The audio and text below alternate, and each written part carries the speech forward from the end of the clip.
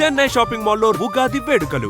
మీ పండుగ shopping Chennai shopping మాల్లో చేయండి. అందమైన వస్త్రాలతో పాటు విలువైన బహుమతులు పొందండి.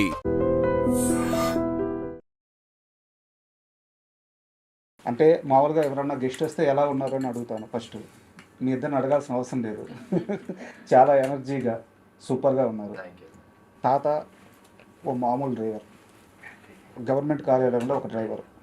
మీ తాతగారు మస్తాన్, కరెక్టా? మీ నాన్నగారు ఒక చిన్న వైద్యుడు ఊర్లో. వైజాగ్ ఏజెన్సీ ప్రాంతం, కోనవరం.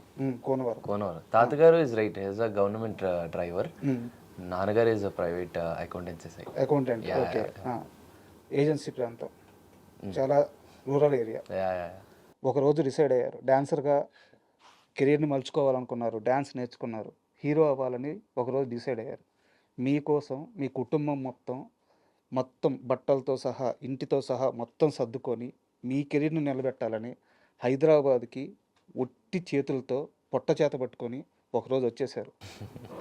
ఆ రోజు ఈ రేంజ్కి వస్తానన్న ధైర్యం మీకుందా? It's very special question. అయ్యో,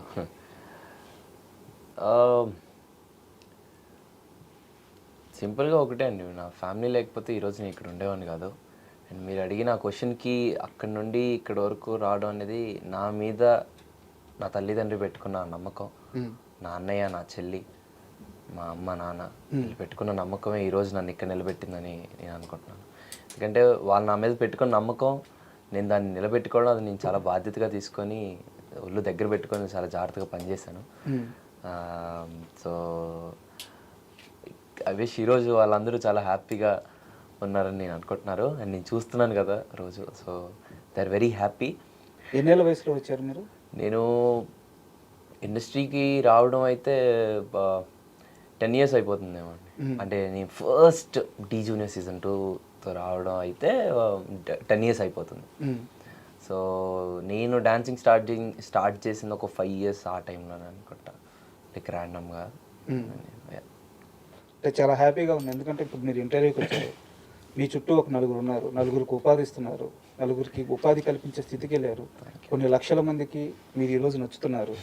ఆ రోజు తీసుకున్న ఒక నిర్ణయం ఈరోజు రోషన్ని వేరే స్థాయిలో నిలబెట్టింది. ఆ రోజు తీసుకుందే అసలు నాదేం కాదండి, మా నాన్న, మా అమ్మ, నా ఫ్యామిలీ తీసుకున్న నిర్ణయం ఈరోజు నన్ను ఇక్కడ కూర్చోబెట్టింది, ఈరోజు ఇక్కడ నిలబెట్టింది.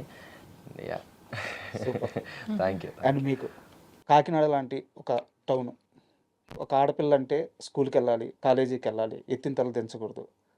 అలాంటి వయసులో, చాలా చిన్న వయసులో నేను రీల్స్ చేస్తాను, నేను స్టార్ని అవుతాను, చాలా చిన్న వయసులో బలంగా నమ్మిన తరువాత చుట్టుపక్కల ఉన్న బంధువులు ఆడపిల్లనేంది అలా వదిలేశారు, ఆడపిల్లనేంది అలా పెంచుతున్నారు, ఇలాంటి మాటలన్నీ మీ అమ్మగారు విన్నారు, మీరు విన్నారు.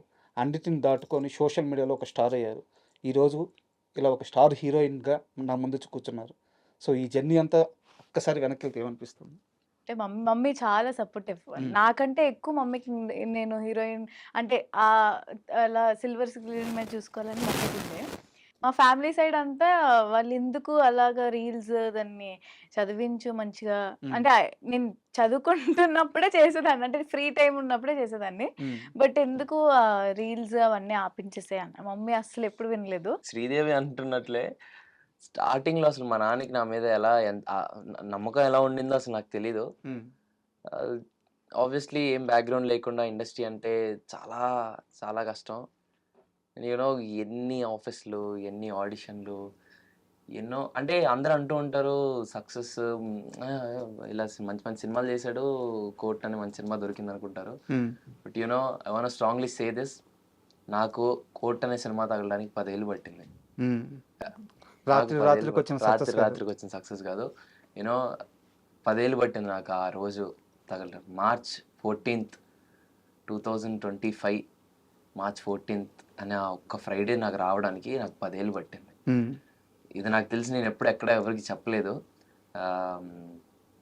యా, నాకు March 14th 10 years పట్టిందండి నేను అక్కడి వరకు రావడానికి. క్వశ్చన్ యాక్చువల్గా ఈ సక్సెస్ అంటే మీరు అన్నట్టు చాలామంది రాత్రికి స్టార్ అయిపోయాడు ఇలా అనుకోవచ్చు, బట్ ఇది ఒక 10 సంవత్సరాల ప్రయాణం. ఈ 10 సంవత్సరాల ప్రయాణంలో ఈ అనుభవాన్ని నేను మర్చిపోలేను, గుడ్ ఆర్ బ్యాడ్. ఆ రోజు జరిగిన ఘటన నేను మర్చిపోలేను అనే ఒక ఇన్సిడెంట్ ఏదైనా ఉందా? పర్టికులర్‌గా నేను ఎందుకు అడుగుతున్నానంటే, ఇప్పుడు నీ ఏజ్ గ్రూప్‌లో ఉన్నవాళ్ళు మంచైనా, చెడైనా షేర్ చేసుకుంటే చాలా మందికి అది ఇన్‌స్పైర్ అవుద్ది. ఇన్‌స్పిరేషన్ అవుద్ది. Correct. సో, అందుకు అడుగుతున్నాను. ఫస్ట్ ఇండస్ట్రీలోకి రావడం అనేది ఒక రియాలిటీ షో ద్వారా జరిగిందండి. బట్ దాని ముందు అంటే ఇండస్ట్రీకి వచ్చిన దగ్గర నుంచి చెప్తున్నాను. బట్ దాని ముందు ఇంకా చాలా ఉండింది. హ్మ్. Start with industry. First step ఒక రియాలిటీ షోలో చేశాను. హ్మ్. బట్ దాంట్లో నాకు ఫస్ట్ హిట్ బ్యాక్ అయింది. హ్మ్. అందులో నుంచి ఫస్ట్ ఎలిమినేషన్ నేనే అయ్యాను హ్మ్. ఆ షోలో. అండ్ దెన్ నేను చాలా చిన్నపిల్లోడిని ఏంటి ఎంతమందిలో నేను ఎలిమినేట్ అయిపోవడం ఏంటి అన్న ఒక ఫీలింగ్లో ఉన్నప్పుడు ఐ స్టిల్ రిమెంబర్ అన్నపూర్ణ స్టూడియోస్లో అలా డౌన్ దిక్కుంటూ వస్తున్నాను. మా నాన్న నాతో అన్న ఒక మాట, నీ కెరీర్ ఇప్పుడే స్టార్ట్ అయింది, నువ్వెందుకు ఇలా ఉన్నావు, చాలా లైఫ్ ఉందిరా, హ్మ్. విల్ గో ప్లేసెస్, హ్మ్. ఇదంతా పిచ్ లైట్, నీకు చాలా టాలెంట్ ఉంది, విల్ గో సమ్వేర్, అంత లైట్ తీసుకో, ఎటు వెళ్దాం అని చెప్పని అన్నారు. హ్మ్. ఆ మాట నాకు ఇప్పటికీ బాగా గుర్తుంటుంది. అండ్ దాని తర్వాత కీప్ ఆన్ వర్కింగ్. నేను ఏది నా మనసుకు తీసుకున్నాను కాదండి. అంటే ఇప్పుడు నేను ఒక సినిమా చేస్తున్నాను అనుకోండి, అందులో వేరేవాడు ఏం చేస్తున్నాడు, హ్మ్. ఇంకోటి ఏం చేస్తున్నాడు, అయ్యే నేను మనసులో తీసుకున్నాను కాదు. నాకు వచ్చింది నేను ఎంత బాగా పోర్ట్రే చేసుకున్నాను అనేది నేను ప్రతిసారి చూసుకునేవాడిని.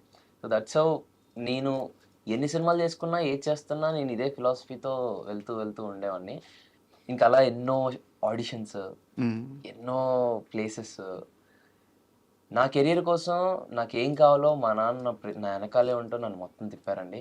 ఈరోజు నేను ఇక్కడ కూర్చొని ఇంత హ్యాపీగా నేను వాళ్ళని చూసుకుంటూ ఉంటున్నాను అంటే దానికి కారణం మా నాన్న and super. Family. Super. And కాస్త ఇంటర్వ్యూ ఎమోషనల్ అయింది కాబట్టి, మన ఎమోషనల్ అంటే శ్రీదేవి గురించి కాస్త ఫన్నీ విషయం తెలుసుకుందాం. ఆ! ఎమోషనల్ అంటే ఫస్ట్ టైం అంటే నాకు ఇలా ఒక ఫ్యామిలీ సైడ్ నుండి అడగడం ఇట్ వాజ్ వెరీ స్పెషల్. ఇందాక శ్రీదేవి అంటుంది కదా, సో నన్ను ఇండస్ట్రీ వైపు తిప్పుతున్నప్పుడు మా నాన్న, మా ఫ్యామిలీలో చాలా మంది ఉండి మా డాడీకి కొడుకుల్ని పెంచడం రాదు వాడికి బా! అనేసి అన్న మాటలు కూడా ఉన్నాయి. Hmm. So from there to is very happy now. Hmm. నేను ఆ మనిషిని చూడగలుగుతున్నాను, ఆయన ఎంత హ్యాపీగా ఉన్నారో. హ్మ్. అండ్ మేము ఎప్పుడైనా ఎదురెదురుగా కూర్చొని ఏం మాట్లాడుకోం కానీ మనసులో చాలా హ్యాపీ ఉంటుంది. అంటే ఒక మిడిల్ క్లాస్ ఫ్యామిలీలో ఉన్న ఈ సిచ్యువేషన్స్ చాలా ఉంటాయి. అండ్ అండ్ అదే చెప్తున్నాను ఇందాక, 10 ఏళ్ళ కష్టం రాత్రి అయిపోలేదు. అండ్ ఫీల్ నాన్న వెరీ కష్టం. Grateful and very happy. ఒకటే నమ్ముతానండి, మన కష్టాన్ని మనం నమ్ముకోవాలి అని నేనైతే బిలీవ్ చేస్తాను. Super Yeah, Roshan. yeah. మనల్ని ఏ మన కష్టాన్ని మనం నమ్ముకోవాలండి అంతే. ఎక్కడికి తీసుకెళ్ళాలి, ఎలా వెళ్ళాలి అనేది ఆ యూనివర్స్ అలా డిసైడ్ చేస్తుంది అంతే. సూపర్. కష్టాన్ని మనం నమ్ముకోవాలి.